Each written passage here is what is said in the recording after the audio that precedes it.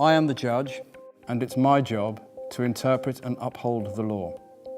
Other people present during a trial at the Crown Court are the prosecution barrister and the defence barrister, usually with solicitors behind them taking notes, and the jury. The defendant will sit in the dock and be present during the trial. It is at my discretion whether or not there is a public gallery.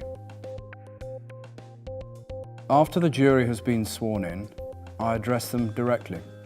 I inform them that it is for them to decide if the evidence they are going to hear proves the defendant's guilt.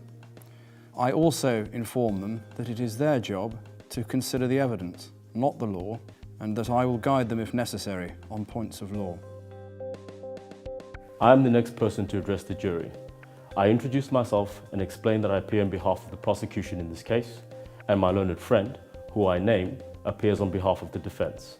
I then outline the prosecution case, explaining each offence and the evidence the jury will hear in proving this. I will state that it is the prosecution's responsibility to prove beyond any reasonable doubt that the defendant is guilty of the offence that they are before the court for. I will introduce the first prosecution witness. I will then ask a series of questions with regards to the evidence they have given in a statement to the police. This is known as examination in chief. Upon completion of this, the defence may ask the witness a series of questions. This is known as cross-examination. Upon completion of the cross-examination, I may be given the opportunity to ask a further series of questions to the witness. This is known as re-examination. I will continue to call witnesses until all the witnesses have been called to the stand. I will announce to the court that this is the case for the prosecution.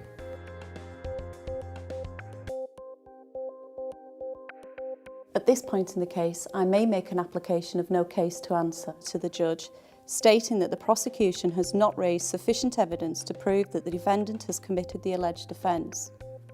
If he finds in favour of my application, he will instruct the jury to find the defendant not guilty, and then he will release the defendant. This is an acquittal. If the judge considers the prosecution has raised enough evidence, then I will continue with my case. As with the prosecution barrister, I will introduce the witnesses. However, at this time, they will be given evidence for the defence. This will follow in the same procedure of examination in chief, cross-examination, and then re-examination.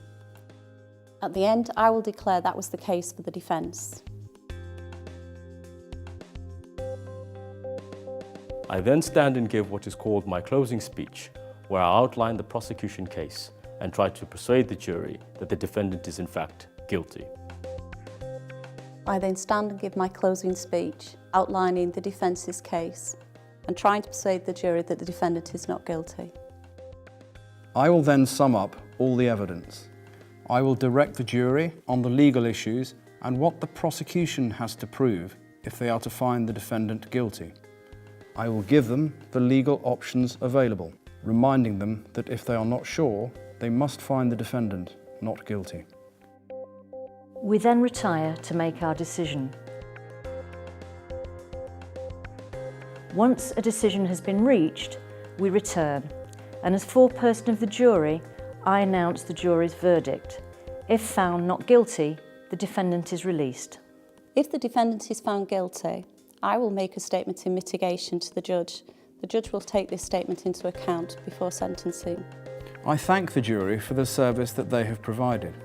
If the defendant is found not guilty, I will release the jury from the court. If the defendant is found guilty, I will move to sentence him in a straightforward case. It is likely in that instance that the jury will remain in court. I may, however, postpone sentencing where other factors are to be considered. This can be particularly appropriate where there have been contentious issues or where the defendant's background is likely to have a significant impact on the sentence I pass.